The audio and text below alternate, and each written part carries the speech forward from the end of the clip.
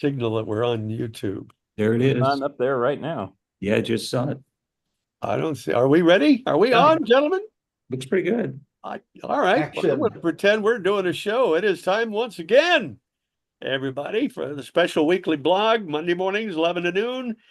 We at Santa Barbara Astronomical Unit, Santa Barbara's longtime astronomy and telescope club called the SBAU Astro Hour. I'm your host, proudly Ronnie here on behalf of the group on screen from our dens and computer man caves. By God, we're going to do it for the club that we love so much. It's almost 70 years in business here. We meet at the Santa Barbara Museum of Natural History, where we have a big meeting this coming Friday night. We got the planetarium at the museum back, so 7 to 7:30 you're invited. Get there early, and then at 7:30 we have the meeting. Liam Brennan, a young UCSB student on his way to a PhD in astrophysics, going to give us the latest on their research out there on dark matter. This is program number 188 of the Astro Hour for September 30th, last day of this month, to October 6th, which is next Sunday. And these are the cosmic topics we'll be addressing this week. That big comet with a Chinese name, Suchinshan, is center stage. How do stars get their different colors? I think our sun's a yellow, but it's not a giant, a red, but there are blue ones, and we'll talk about it. Going to visit the Seven Sisters, Pleiades, out in space. Got a new moon near noontime on Wednesday, reaching apogee soon after. Down in southern South America, they're about to get a sun/earth/moon annular eclipse, everybody. And get ready to zero in on NGC 346. It's a nebula, I think, out in the Small Magellanic Cloud. And a big end of the season Cal Star Party. It's an outdoor event north of us, Star Party. Some of our guys have attended. Easy accommodations, lots of pictures. We note the passing of a longtime AU member from complications of Parkinson's. Gary Peterson's passed away. He was a good friend of Jerry's and his wife Pat and Joe Doyle, and I think Rick and some of the guys knew him. Our president says he's a great guy. He'll be missed. We're going to have lots of pictures of him at CalStar, and I got a lot of questions about that too. So let's meet the gang. Jerry Wilson, you're still president, I think. And so far, so good. Yeah. Yes, sir. We're proud to have you at the top of the bottom. You were at the bottom of some strange telescope over in Ireland. We had pictures of that little thing, and that was a fascinating. Incidentally, let me just quickly tell you that a week ago you introduced us to something called a porphyron, a giant plasma jet coming out of a giant galaxy. And then 3 days later, on September 26th, here's what the New York Times said. Quote, a black hole spitting the biggest lightning bolt ever seen, a cosmic jet of energy so long that the Milky Way would be a dot by comparison. And you gave it to us last week. We beat him on that, but it's making news. He's married to Pat Forgy. How's she doing? Good, great. And the dog is still with you? Yes. Rattlesnake bitten dog. Chuck McPartland's on screen in front of the Ukraine flag, our incredible SBAU outreach coordinator. He's married to our combo merchandise manager, treasurer, and wife. Well, your wife, not ours, Pat McPartland. She's there along with Katz, who may show up on the screen and obliterate him. We have joining us early when we got on screen was old friend Tim Crawford, resident lens and telescope expert. Howdy. Married to Karen. And then Tom Whittemore, editor of the newsletter every month, joined us. Tom taught for many years with his own lab out at Westmont College. Incidentally, November 1st, I'm now hearing from newly married assistant professor, PhD, Dr. Jennifer Ito will talk to us in a little more than a month. And then joining us on screen is Bruce Murdoch, whose wife, Bonnie, his beloved wife, is still on the mend. Bruce, good to have you back. Thank you. You're going to heaven, boy. There's no question. You've been taking care of that poor woman with her fall. However, we start the week, incidentally, Tom Whittemore, you got to share some of your Whittemore wit with us. Okay. You want to do the dogs one or the one that Tim gave you or the one I gave you? for Well, this week. there's this story about the three-legged dog that wandered into a bar Yeah. saying, "I'm looking for the feller who shot my paw." For some reason, I thought you were going to reverse his name and made it Dog or something, or God instead of Dog. But anyway, good feel. I'm going to call on you every week, my friend. Can we put up the silly cartoons you give us? You forward every week, Jerry, because we do cartoons, comic stuff, and a lot of thought provokers. Here's an interesting one. If you'll enlarge it, shared content to fit your screen. You know what? It lost its color, but basically, there it is. There's very, just don't ever think anything is too insignificant. It's like the flapping wings of the butterfly up here could trigger something down in South America days from now. She's got a problem. Honey, which dress, red or blue, do I put on? She goes, Janet, it does not matter. So if we back off and take you up into space, oh my God, it does matter. Two aliens are ready to destroy the Earth, and one says, if she goes with blue, I'm totally blowing it up. So use the red. Honey, here's a thought provoker from Carl Sagan. What would you call this? A conundrum? An epigram? He said, we live in a society exquisitely dependent on science and technology, in which hardly anybody knows anything about science and technology. And you have another one similar to this about launching for, I guess, new satellites. Or here's one. Molly told me that old McDonald's farm has been taken over by artificial intelligence, and I guess these are characters in one of the Enterprise movies. AI? She said, yeah, AI. Oh, so AI, AI-O. Now I get it. I never got that. It took me a while.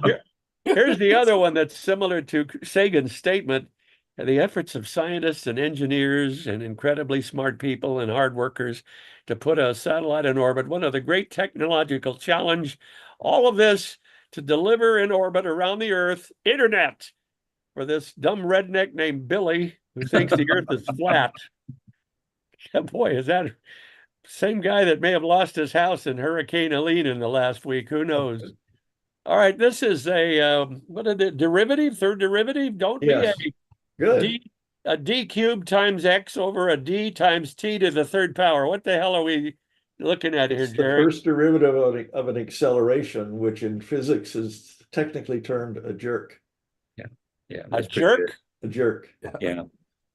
Huh.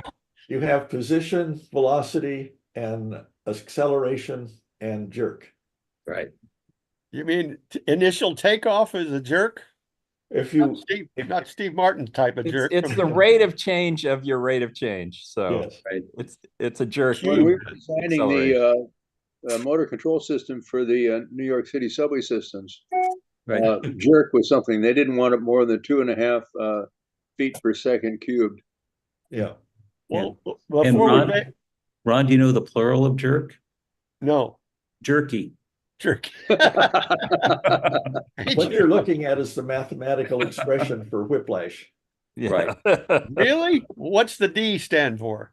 A derivative, the Derivative difference, of a Change. microscopic difference, change. Yes. Change. change. And so the T would Basically, be Ron, time. it's the change of accelerations, the change in your accelerations. Wow. All right, If here. x is the first derivative is velocity, the next derivative is acceleration, and the next derivative after that is jerk. Yeah, This has nothing to do with calculus, I guess. that is calculus. Yeah. It is calculus. That's differential calculus. You got it. All right, here's a thought for the ages. When you've got a big task to do, just look up at the stars and the infinite universe out there, and you'll have a legitimate great way to get out of doing that task or just procrastinating. What? Procrastinate? Never mind. Great, I'm going to use it.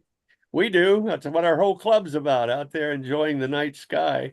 Like the old saying goes, never put off till tomorrow what you can put off till the day after. That's right. Yeah. All And right. Ron, interestingly, the word procrastinate Right. comes from the Latin before tomorrow, literally. Huh. Before tomorrow. And there's no Whittemore wit in there. There's no punchline. No, it's just a really interesting word. You Well, know, a lot of people don't know some esteemed scientists gathered under apple trees back in the Elizabethan era. I took 2 years of Latin in high school, but I don't ever recall that. yeah. And two of them were asking Newton, sitting under this 1-ton apple, nothing yet. How about you, Newton? And what people don't know is that not only did he come up with gravity, but he had a terrible concussion that almost killed him. It's A taken to lot of Elizabeth. applesauce. You can Yeah. see that that's wrong, Ron, because Newton was right-handed. Yeah, oh, yeah. Well, this is Far Side stuff. That was as good as Gary Larson ever got. Okay, dazzle us with the news of the day. I guess starting with Suchin Shan, or maybe whatever you want to do. We're going to end up in CalStar, and I got a lot of questions about that place. And ready for the planetarium to open for half an hour this Friday night. Okay, into the night sky. Where are we? This is without regard for where the sun is. In this little purple line down here shows 4 degrees. And this is September 24th. Here's October 1st, tomorrow. So 28, 29, 30. This dot is where Tsushinshan is today. Actually, is it in UT or is it in local time? Good question. I don't know. Okay, so we're somewhere in that neighborhood. Yeah, somewhere in that neighborhood. This is the 27th is highlighted because this is the point where it was closest to the sun. Why And, do the dots widen in their distance between them as it goes to the left? It's speeding up. Going Oh, faster. is it? Yeah. Oh, so each dot represents a different day? Yes. Mhm. Oh. So it's been around the sun already and it's heading back out. Also, you have the aspect angle that you're looking at which you're looking. Yeah, like I said, Ron, we looked for it this morning at about 6:15 before the fog came in. And we put binoculars in the sky window, and we didn't quite get it, but the moon was really pretty, very pretty. A smiling crescent, real pretty. Well, I swear I don't understand why it wouldn't be decelerating as it's leaving the sun. Wouldn't the sun's gravity? It is decelerating technically in its orbit. You're right, but that's not the apparent motion on the sky. Right. Oh, Here okay. it's coming. This is as close as it's going to get to the Earth in October 14, 14th. okay. So it's coming around the sun and then it's going to swing by us, even though it's going slightly slower than it is here. This would be the fastest point in its orbit, but it's swinging by us. So it's covering a larger portion of the sky in the same time. Oh, okay, Yeah. okay. Yeah, Tim, it's a combination of the comet's motion and our motion. Yeah. Oh, okay, okay. So okay. Tim, do you see, here's just a quick guess, but do you see that star up there called Beta Virginis? You see Beta Virginis up there, the beta, that one Oh, right yes, there. yes. Now look at the little dot below that, kind of below that. Right about there. That's my guess of where the sun is roughly now. Just a guess. Oh, okay. Because it's moving into Virgo off of Leo, the sun. Yeah. Oh, So it's going to be tough. you lost me on that because we're looking Yeah, at but it. the 14th is 2 weeks from now, Mhm. and we should get good viewing then. Yeah. This will be As you look to the west, this will be in the west, and Yeah. this was in the east. right. Well, comets don't pay any attention to the ecliptic, do they? They got their own total. It could be any kind of orbit. It could be up and down. Yep. Right. It's okay. Yeah, they often come in at extreme angles, you know. That was the first clue to look for the Oort cloud. Yeah. Yeah. That's right. Where are these things coming from? Yeah. Well, is it mostly Oort cloud or is it Kuiper belt or do they come out of the Could be anywhere. Some of them Asteroid come belt. from beyond. So Ron, it could be either Oort. They Yeah. could be Either renegades too. They have no. Where is Haley's right now? Do they know? Yeah. Yeah, it's on the way back in. Yeah. Is it from Out where? between Picture of it a Uranus and few months Neptune ago. somewhere. I'll be from a belt or from okay. No, it's a short period comet, so it's been modified by interactions with Jupiter into a shorter period. So it's now much more like a normal solar system object. Mhm. It's 78 years or something. 76, roughly 75. Mhm. Okay, well, there are planets that take longer than that to get around the Yeah, sun. that's right. Yes, That's there why are. it doesn't go out of the solar system. planets anyway, the range of the planets. But Yeah, and I saw Halley's last in kind of the end of 1985 in Tucson, Arizona. Oh, you saw it visually? Oh yeah, easily. Tucson's dark sky still. I saw it about 6 or 10 months ago, but photographically, not from me, but someone published the photograph. That's cheating, Jerry. Yeah, but it didn't have a tail. Yeah. No, too far away, huh? maybe it ran out of stuff to turn into gas, Yeah. No. boiled away all the water. Here we Now, the are. next topic is why stars are different colors. And this is what's called the Planck radiation law. This one curve of it, you plug into this formula, the temperature, 5,000 K, and you get this curve of it. This is the wavelength of light. This is very long wavelength, and this is very short wavelength. This is ultraviolet, see the violet? And this, can you see the colors? Yeah. Okay. And this is right here as it disappears is infrared. This is about 1 micron. So our CCD cameras that we use to take pictures can see out to 1 micron, just almost. The near infrared is right here. But each time you raise the temperature of an object, for example, picture a piece of steel that a blacksmith is working on, and he puts it in the furnace and heats it up till it's red hot. And when it's red hot, it looks red, and you get a curve. It's putting out a curve that's about here. It peaks in the red. And that's why it looks red hot. If you heat it up more, the peak radiation starts moving through yellow, blue, green, blue, and up into all of these things, white hot. And those are higher temperatures that you can see visually. And the blacksmith has learned to calibrate what temperature he's at by what color it is. And Really? that same idea is carried over to plasma balls in the sky. That is, they're going to emit based on what temperature they're at. Someone was going to make a comment there. Oh, well, I My can just, question- when I was working on my degree at Arizona, we used a pyrometer to kind of track what you were just saying. Right. From the color, and again, this is a visual thing, so it's interpretive, right? Yeah. So I use a pyrometer from the color that you see to get a temperature. Yeah. Wasn't it Newton that had a prism spreading out the light, and he had a thermometer on the table that was outside what he could see, but it was registering temperature. It was actually being illuminated by the infrared. That was Herschel. Herschel, okay. Yeah. Now you see each one of these curves puts out more total radiation than a Cooler curve. So at no point does a 3,000 K curve cross over and put out more energy than any higher temperature. When the temperature goes up, the curve goes up at every wavelength.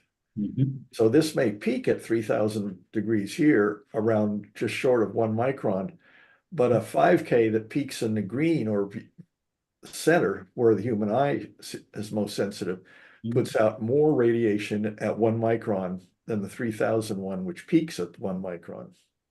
So this interaction with the human eye is what gives the apparent color of stars.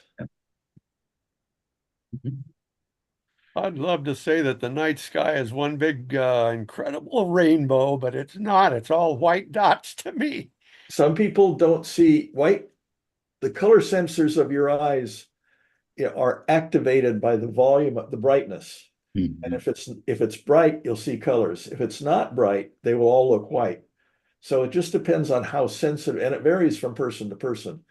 My wife, Pat, has a lot of trouble seeing star colors. The only time she ever admitted to having seen star colors was when I put Antares in my 12.5-inch f6 with a high power eyepiece. So it just filled the field with orange light. She said, yeah, I sort of see that's a warm color. And if it gets really, really bright, it tends to look white again. Wait a minute, 2 people talked at once.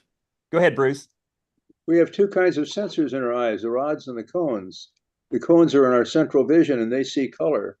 The rods are all over the place. They're 1,000 times more sensitive to light than are the cones, but they don't see color. They just see luminance.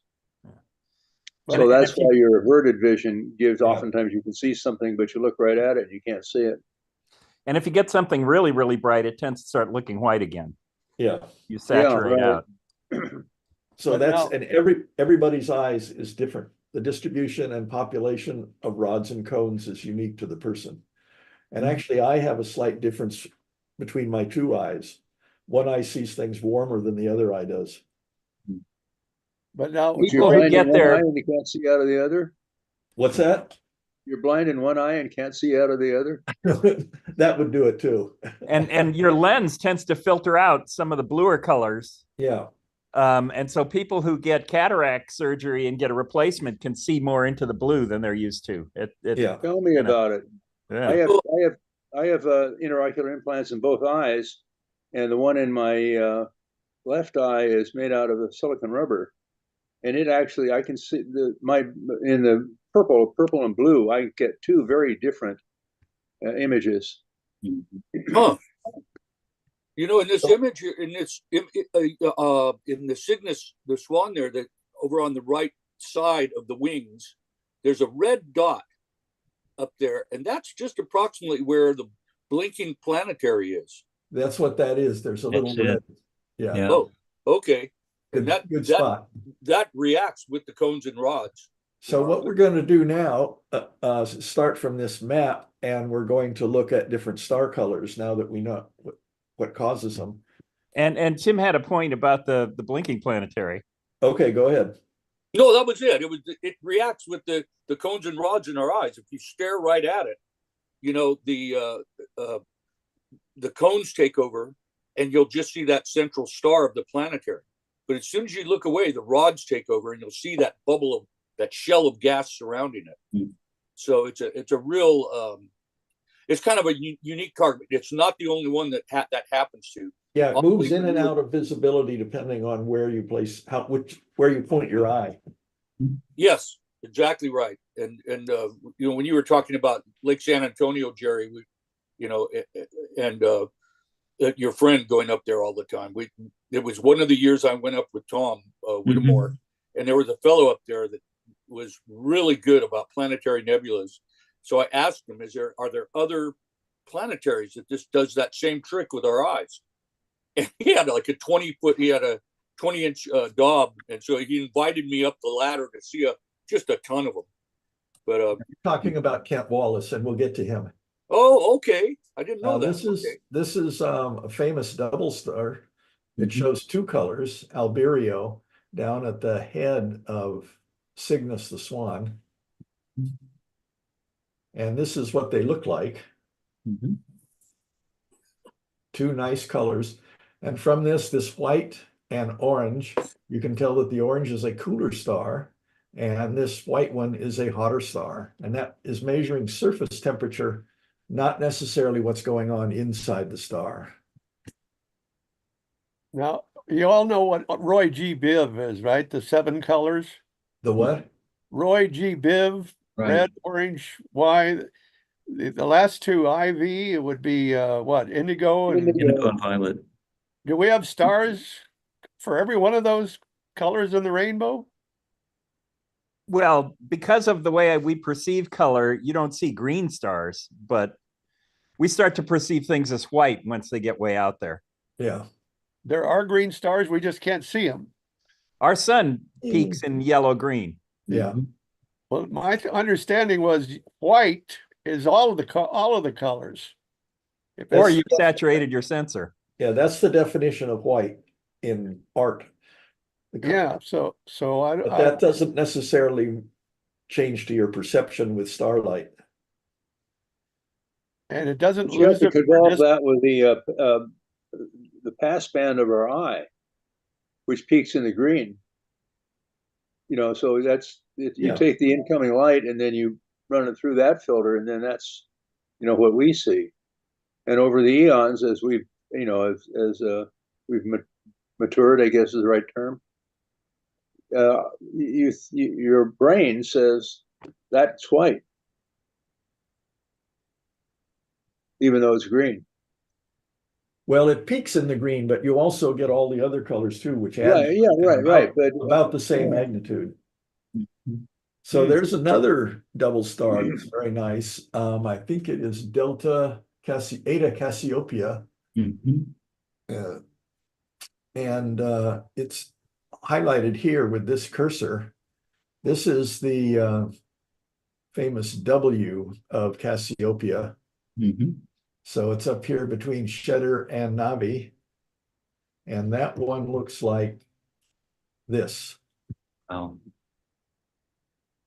if you were to look at something whose spectrum was absolutely flat with respect to wavelength, and bright enough to exercise your cones, what color would you see? White.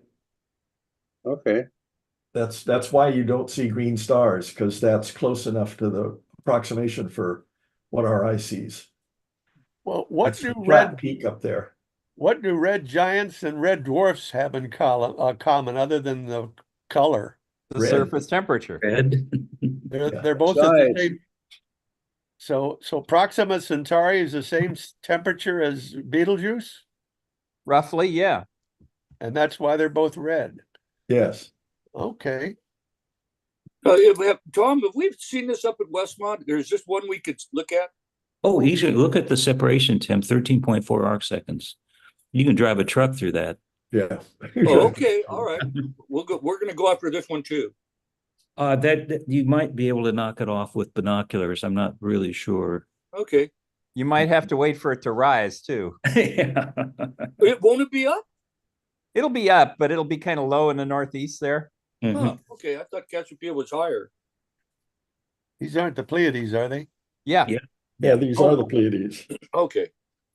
Now, the Pleiades is a famous asterism up here that looks like a dipper a little bit here. This is emphasizing the stars and the star color. And these are white. These are O-type stars. They're very hot. They're very young, very hot. So here's the characteristic tail that always marks the dipper. Yeah, the Alley's braid. braid. Very braid. short hand. What's that? Alley's braid. Alley's Oh, braid. okay. Okay. Because that bright star that it seems to point up to is Alcyone. Yeah, a great Now, binocular. there's 7 stars that are readily visible in the Pleiades, a lot more, but I always look at it as a hook on the end. A little question mark. Yeah, well, yeah. Oh, yeah. Yeah. It goes down here and then it. Well, no, we're talking about the main Pleiades stars now. Oh. And Tom is right. This is a fantastic binocular. Oh my God, yeah. Yeah. Yeah, it's really Yeah. something. The What usual about that telescope. star that's directly, you have a triangle there at the end, and the one that's over on the right. No, the small triangle over there. There's one up on the end, not that one, the other one. That is that no, the one that's almost due east of the one you were just pointing at. This? No, that's south. That one. Okay. Is that part of the Pleiades? Yes. Yeah. Oh yeah. Oh yeah. Okay. So that's one of the 7 stars. Well, 7 is a pretty interpretive, subjective number. Right. That's one of the 7 brightest. Not a star cluster. It is a star This whole cluster. thing is a star cluster. Really? Yeah. You can it has nebulosity in front of it, and this photograph is de-emphasized the nebulosity so we can see the stars in their color. If they call That's it an example of very hot stars. Surface temperature on white stars can go up to as much as 60,000 degrees. Jesus. These are hot little puppies. Celsius? Kelvin. Kelvins. Okay. Well, Yeah, at those which is temperatures, essentially Celsius. and Kelvin are virtually the same. They Yeah, get they by would get a- 273.15 degrees. Yeah. So we're looking at a small star cluster. Yeah. At a good sized star cluster, like very 1,500 big. stars. Yeah. In our normal amateur telescope, the field of view would be about this. Yeah. To get It's the really hard whole to see. cluster, you need binoculars or your naked eye. Yeah, Right. that's it. Yeah, right Well, now it comes up around 1 in the morning, just roughly. But it's not a whole constellation, it's an asterism. Yes. It's not a constellation, it's an asterism, but it is a star cluster. It is. And many people confuse this with the Little Dipper. Yeah. Right, right. Always hear that question. Yeah. Well, my grandpa used to call the three stars in Orion's belt the Three Sisters. He never said anything about seven, but he probably called it the Little Dipper. You never know. Local folklore can be very creative. Okay. We're going to have an eclipse. South America. Us. Yeah. This is us up here. This is Central America, South America, Chile. And Argentina. Pencil of a country. Yeah. Argentina. The eclipse is going to start here. Greatest eclipse out in the Pacific Ocean. It seems to me there's a lonely island way out there. But anyway. Pitcairn, maybe. Pitcairn, yeah. So this will occur on October 2, which is Tuesday. No, Wednesday this week. And it will be an annular eclipse. This is a photograph of an annular eclipse that I took in 2012 from St. George, Utah, with an H alpha camera. So you can see a few prominences around the edge. You and Gary were at that one, right? Yeah, Gary and I were at it. Good memory. We stayed at a place in St. George, and we were going to go up a little bit north to be on the exact center line, but the temperature was well into the hundreds. Yeah. We decided, we're close enough to the center line. Yeah. What does the word annular mean? It means this. Like a ring. Annulus. Oh, so the moon's so far out that it's smaller. Yes, exactly right. That's it. Got it. That's an annular. Okay. Now, There's people flying down there to see it, though. Now the moon is in the evening. Yes. After new moon.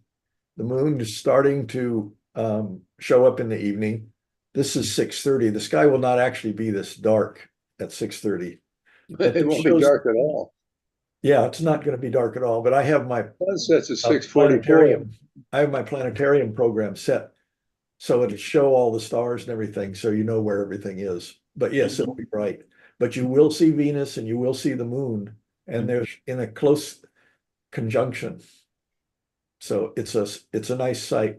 And then they'll set within a half hour. If you run this up to 7 o'clock, they'll be down.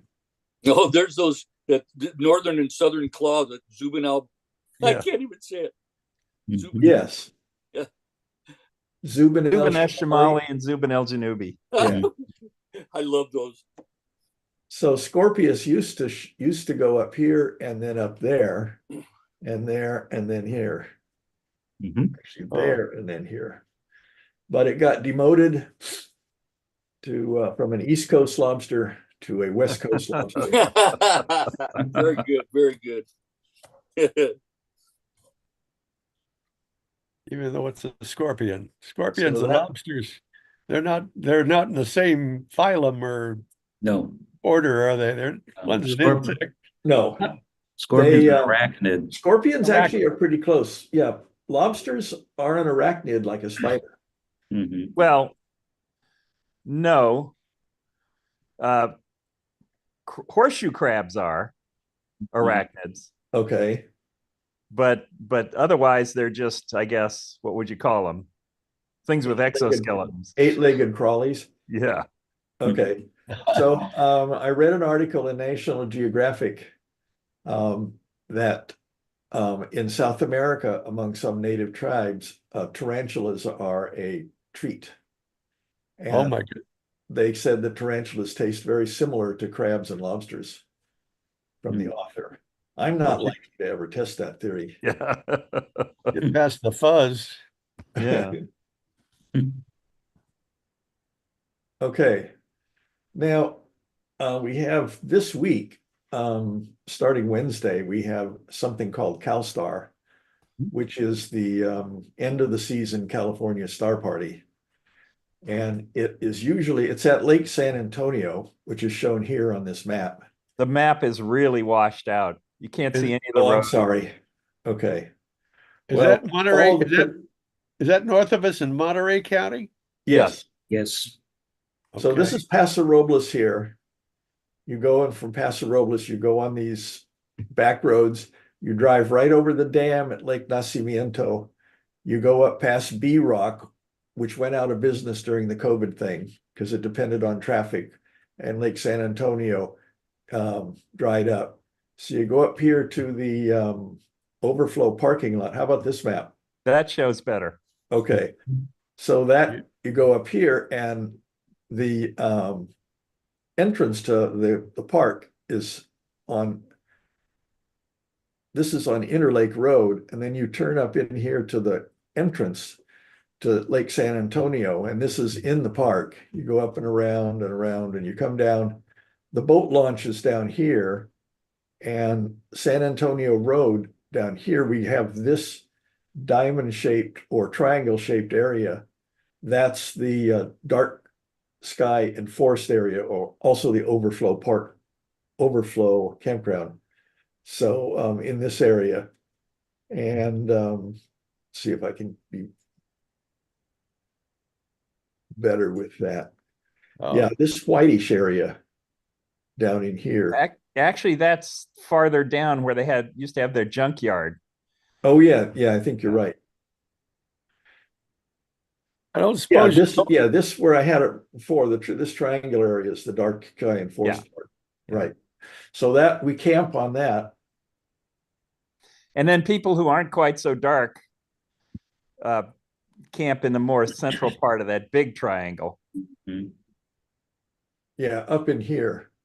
Yeah. People camp all over in here. This is a hill, so no one camps up there. That's where you go when you want cell reception. Yeah. And this is a hill also, and you go over the hill, and there's another campground over here, which has showers and electrical outlets, so you can recharge your batteries. And this one doesn't have any of those facilities, but both of these are completely empty and reserved, are available to us. Exclusive use. The public is not encouraged to come as viewers. Although we did one time have a Boy Scout troop show up, and they were very disappointed. Everybody there sets up their telescope and they use it themselves. This is where they do imaging and photography, because this is enforced: no flashlights, no lights. The only lights you can have here are dim red ones, no green lasers, nothing. So that's why the Boy Scouts were disappointed. They didn't know the rules and they got yelled at a lot. But everybody who does know the rules, we all walk around and look through each other's scopes and renew old friendships from a year ago. This is Gary Peterson. This is my son, Jesse. And this is the guy next door. He was a computer programmer. I forget his name, but from San Jose. And he's the one that built the 16-inch, because he wanted to make the claim that he had the largest operating imaging telescope on an AP 900 mount. Huh. Next door to what? Next door to our campsite. This Oh, is his campsite. This is his 16-inch telescope. He has a wooden ring. He has a bunch of 1-inch or 1.25-inch aluminum tubes, just go straight up and down. And there's some lateral, truss, rigid plates in here to make sure it doesn't trapezoid on him. There's his AP 900 mount. Wow. Up inside the canopy, which he removes at night, is the camera and stuff. So he threw that together. He kind of built it. He had this part and this part separate, and then he just ran the tubes through and clamped them down, and then the telescope was ready to set up. Very, very ingenious. Lots of counterweights. Yes, there's lots of Noticed that, counterweights. and is the sky viewing so much better there than anywhere else? Yes. First of all, when I've been there, it's a reliably dark sky sight. As a matter of Really? fact, one night I set up my scope and it got dark, And I looked up and I thought, oh shit, it's going to be cloudy tonight because there's a big cloud going right overhead. And then I thought, wait a minute, that's the Milky Way. So, no, it's a very dark sight. You have no problem seeing Andromeda and M33 with your naked eye. So it's even better than Kachuma? Oh yeah, much Oh, better yeah. than Kachuma. Really? Has light pollution. Kachuma, Yeah. you can see lights from Bakersfield, from Santa Maria, from Santa Barbara. Yeah. Now this is Gary with his Coronado personal solar telescope, an H alpha. Huh. This is our campsite. This is that's my van back there. This is a post for a tripod for a G11. The G11 is packed in this suitcase, and my 12-inch f6 Newtonian is here on an AP 1200 mount up here. And there's my meteor observatory. This is my son with the 6-inch Meade f9 refractor I brought for him on the G11 mount. And he's looking through the finder, getting the object right. They'll have it? Oh, yes, I do. That is a very good scope. And they don't make them anymore. It's only a doublet. But Meade called it an APO, and everybody objected to that. They said a doublet can't be an APO. That may be the one that they're selling in the club. No. No, it's No. a different brand. That's a Celestron they're selling. Is it? Oh, okay. Yeah, but this one has very exotic glasses in it. It was a very limited run set of glasses, and so it performs excellently. This is the exact same kind of same design of scope that astrophysics called their Starfire, and Except those were triplets. yeah, well, no, there's another one that they made that was a doublet, same design as this, the same type of glass. Maybe the Starfire is not the right name for it then. But Roland Christian said of Meade, he said, even Meade gets it right from time to time. And so this is the scope he was referring to. But and that works because they have such a long focal length on this one. Yes, F9, yeah. So my first telescope was a 6-inch f8. And this is close enough to that and it works so well that it's very nostalgic for me. It does have because it's a doublet, it does have a very noticeable color fringe around very bright objects. So I have a minus UV filter permanently mounted in the eyepiece focuser. But Jerry, this is a yearly event and it's about to have what, 6 days ahead of us? It starts on, I think it's Thursday night, Friday night, and Saturday night, officially 3 days. But most people come a day early because you can come up there anytime you want. You have to pay October to get 2 into through the park. 6. What's that? October 2 through 6. Oh, okay. It's That's longer 5 than it days. used to be. That's 5 Yeah. days. But you pick how many days you're going to stay when you drive in because you pay, and it used to be about $35 a night. Now it's 45 a night. Okay. It's off-season rate, so they do a deal. Most people try and sneak in when the guard shack is not manned, so they don't have to pay. But I don't believe in that. I like everybody to be cooperative and happy. This is Joe Doyle. Okay. It was Hawaiian Shirt Day. This is Gary Peterson, and this is Kent Wallace, the amateur visual observer of Planetaries. yes, Planetary Nebula. And he has published 2 books of his visual impression. It's just text, no pictures, and sketches of Northern Hemisphere, and then another book of Southern Hemisphere. He has a 20-inch diameter f5 telescope, and one year he mailed the telescope to a friend of his in Australia, and then he flew down there and he assembled his scope, and he observed the night sky in Australia, and that's where he generated his 2nd volume book. He's quite a character. Boy, it looks like you're in the African savannah.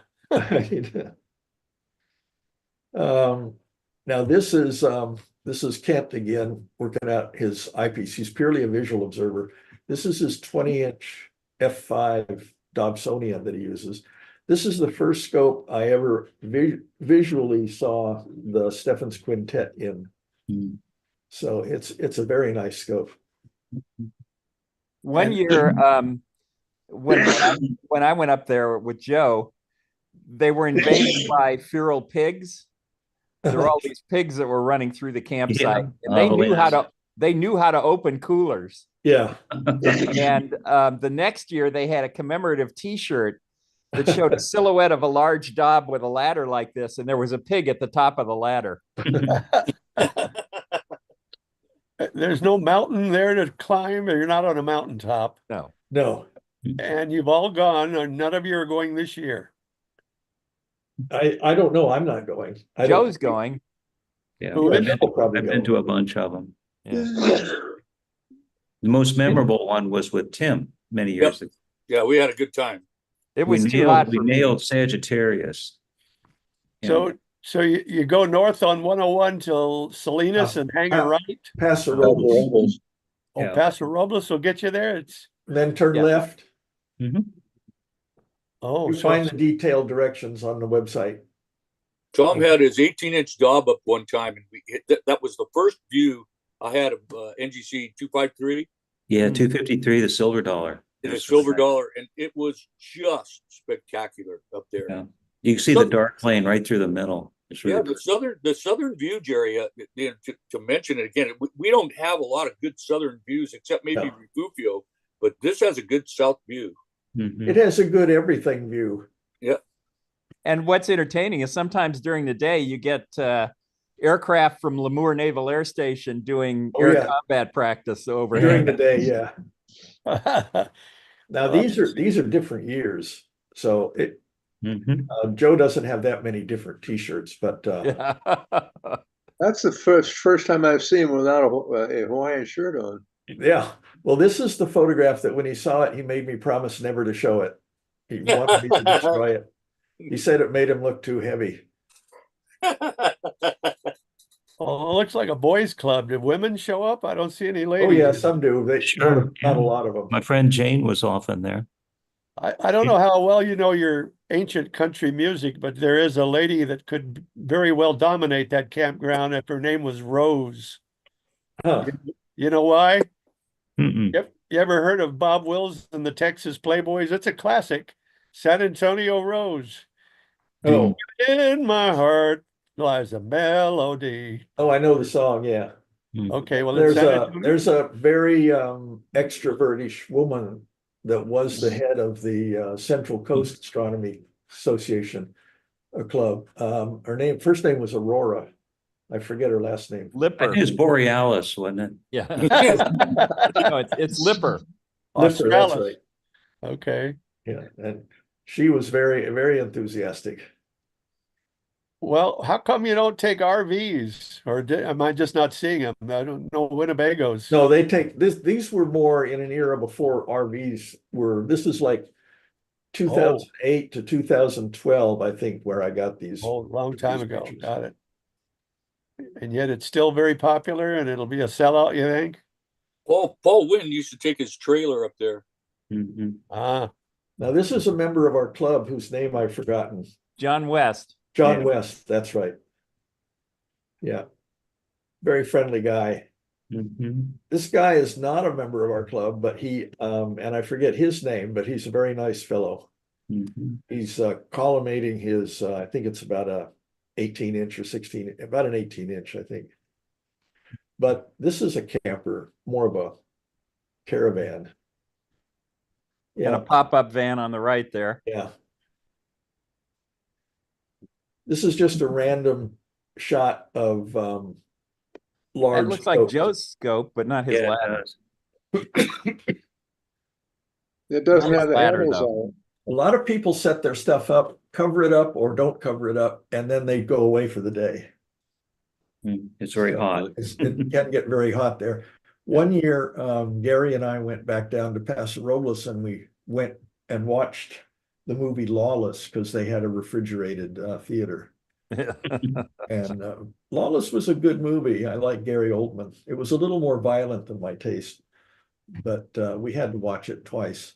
And when we got back up there about 7 in the evening, it was 105 degrees back at camp. Oh, And we were in sandals, shorts, and t-shirts up until about 2 a.m. Do the mosquitoes have a good feeding session? I don't ever recall being bothered by mosquitoes up there. Oh, Sometimes there were tarantulas walking across. Oh yeah, we saw lots of tarantulas. Really? that just ended my desire to go back. This is I don't know who that is, but this is Joe Doyle. Mhm. And this is a 12.5-inch binocular, two 12.5-inch mirrors, two secondary mirrors, no tube. And No tube. yeah. And matched eyepiece. Here's Gary and John West. Yeah, James West. that's Joe on the left, and then Yeah. John West and Ron Nixon. Oh, yeah. Okay, that's it. Ron Nixon, I forgot his name too.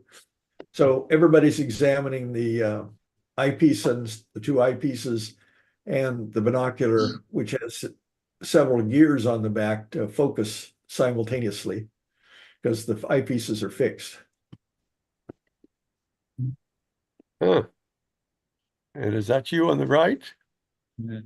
No, it wasn't me. Paul on the right. Wynn. Oh, And this is Paul. This is about 2008. And you can see we're starting to pick up a lot of vans and campers and stuff. This is Paul's stuff. wow. Miss him. Me too. Mhm. And this is our last topic for today. It is about a Australia. yeah. Well, this is the southern hemisphere. These are the two Magellanic Clouds, the large one and the small one. We're going to dip into the small one, and I'm putting this up there not because we can observe this or we're all planning a trip to Australia or anything, but it's got a very interesting picture that a fellow posted on Facebook, John Bozeman, and he had gone into the portal and used Fitz Liberator to download James Webb raw data, and then he selected different bands to mimic red, blue, and green, and he produced a very interesting picture.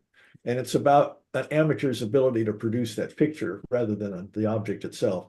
But this is from a planetarium software. I have no idea what this black dot is, but Black hole. yeah, it's a very big one. The object is right here, and this is the thing. This is Rho Ophiuchi, a globular cluster. I think that's Tucanae, right? 47 Tucanae? Tucanae? Oh, yes, you're right. 47 Tucanae. Yeah. I'm not only having word finding problems, I'm having word screening problems. But all the stars in this picture are within the small Magellanic? No, the small Magellanic Cloud is this haze right there. Oh, really? It's shaped like a large elliptical Yeah, galaxy. it's an irregular galaxy. Really? It's close enough to us that we've ripped the hell out of it gravitationally for many eons. Wow. And it's orbiting us, our Milky Way, right? Yeah, loosely, yes, yes. Now, this is the picture of NGC 346 in the Magellanic Cloud. And this is a picture that was taken by James Webb Telescope and processed by the James Webb Telescope team. And this one is a very interesting view of it that was processed by John Bozeman. Wow. And this one simulates closely, in his view, the red, blue, green that we're used to. Well, which one is NGC 346? The cloud. The cloud, Oh, all the its cloud. nebulosity. Oh, no. Okay. Is that, we're talking about a nebula? Yes. Yes. Okay, got it. And stars. This are is big from more. the MIRI infrared camera. For red, he used a selection of 3 different filters, and he identifies the filters. And then he processed it with FITS Liberator, which is how you get it from FITS into TIFF to do PixInsight. Actually, PixInsight can do FITS, and Photoshop 2024, which needs a TIFF file. At least my version of it. Photoshop 6 does. Very interesting structure here. Looks very science fiction-y and very very Abstract. yeah, very mysterious and very creepy, you know, like science fiction horror movies and stuff. Spooky, Yeah, spooky. spooky, that's what I'm looking for. Yeah. Thank you. Yeah. Are there similar features in the Large Magellanic? Sure. There's big nebula there too. And there's nebulas for the northern people, there's nebulas in M33 and M31 that you can find. And with the right equipment, James Webb, you can get very nice views of them. And in the Large Magellanic Cloud, since we seem to have been on that subject, there's a Tarantula Nebula. Yes. Oh, Very big and very famous nebula. Well, do you know your history? Why? How come Magellan, the explorer, got his name on those? Because he described him when he went around the world. He went far south and went around the. Okay, got it. Sailors are always, or always have been, looking for benchmarks or landmarks or sky marks to do their navigation by. And these are very visible to the naked eye. It's not like it takes an instrument to find them. So he noticed them and he navigated by their position. They don't have a pole star in the south. Right. So they're only viewable from south of the equator? Yes, I think so. Well, within very few degrees of the equator anyway. Yeah. Well, you guys can't focus with your telescopes on these suckers No. ever. I could if No, it was down there, but if you went I'd have down to there. take them south. But they're closer than, okay, One they're time I closer. took a VIP tour of the big telescopes on Mauna Kea, Hawaii. And it was hosted by Stephen O'Meara. And we were up on the side at the 8,000-foot level of Mauna Kea, which is where the dorms are, where the astronomers sleep. And they have a bunch of telescopes there, and they supplied a bunch of telescopes for us. But what he pointed out was that in Hawaii, you can see, for example, 15 degrees of more sky in the south than you can from Los Angeles. And I looked at the sky, and it was like the sky I knew was up there, and then below it was confusing stars, things that my mind did not recognize. Surprised at how used to the stars I am. Yeah. When the patterns didn't make any sense. It kind of threw me off, but we did not see the Magellanic Clouds from Hawaii. And from Australia, New Zealand, when you look up, it's like everything's upside down. It really does look that way. That was confusing too when we did it. What I did was I finally looked at the Great Square of Pegasus, and that, because a square upside down is still a square. And I was able to go from there, and then I found Orion with his sword hanging up, and so was able to orient myself after a while. Yeah, for me, it was Leo with the sickle. Yeah. Okay, yeah. Well, does the science know that we're going to assimilate and get these inside the Milky Way someday? Are they orbiting into us? Yeah. But they're closer than Andromeda, obviously. Much closer.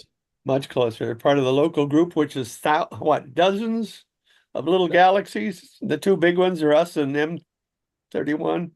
Yeah, dozens. That's a good. Yeah, the local group is much bigger than just a few dwarf galaxies around us, or even around M31 or M33.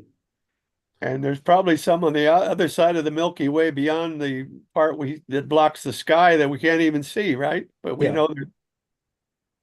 Well, gentlemen, you did good. I learned a lot. I just wish I could retain it, damn it. I guess we'll see you, first of all, Friday night for the return to the planetarium at the Museum of Natural History, 7 to 7:30. Anybody know who's doing the show in there? Chuck, are you? I can, but Tom Totten? He probably could too, but I don't know that we've arranged anybody to do it. Okay, but it is planned to be open again. They did something to the roof. Our speaker is a young man from UCSB, part of their big research out there on what's called the light dark matter experiment, LDMX.